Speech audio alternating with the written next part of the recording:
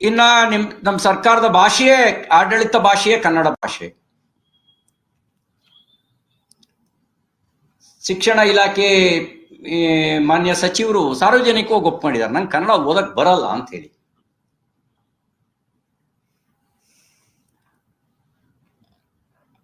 ಅಂದ್ರೆ ಕನ್ನಡ ಆಡಳಿತ ಭಾಷೆಯಾಗಿರ್ತಕ್ಕಂಥ ಒಂದು ಸರ್ಕಾರದಲ್ಲಿ ಶಿಕ್ಷಣ ಇಲಾಖೆಯ ಸಚಿವರಿಗೆ, ಶಿಕ್ಷಣ ಖಾತೆಯ ಸಚಿವರಿಗೆ ಕನ್ನಡ ಓದಕ್ ಬರೋದಿಲ್ಲ ಅಂತ ಹೇಳಿದ್ರೆ ನಾವು ಕನ್ನಡಿಗರು ಬಹಳ ಗಂಭೀರವಾಗಿ ಆಲೋಚಿಸಬೇಕಾದಂತ ಸಂಗತಿ.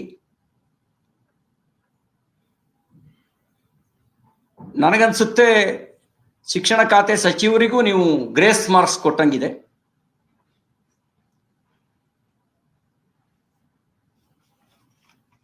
ಆ ಗ್ರೇಸ್ ಮಾರ್ಕ್ ಕೊಟ್ಟೆ ಅವ್ರನ್ನ ಸಚಿವರನ್ನಾಗಿ ಮಾಡದಂತಿದೆ.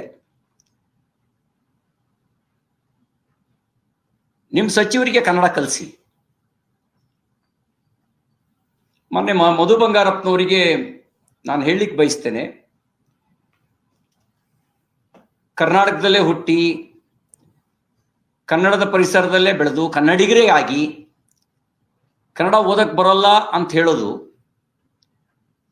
ಅದು ಗೌರವತರ ಸಂಗತಿ ಅಂತ ನಿಮ್ಗಾದ್ರೂ ಹೇಗೆ ಅನ್ನಿಸ್ತು? ನೀವೆಲ್ಲೋ ತಮಿಳುನಾಡಿನಿಂದಲೋ ಮಹಾರಾಷ್ಟ್ರದಿಂದಲೋ ವಲಸೆ ಬಂದಿದ್ರೆ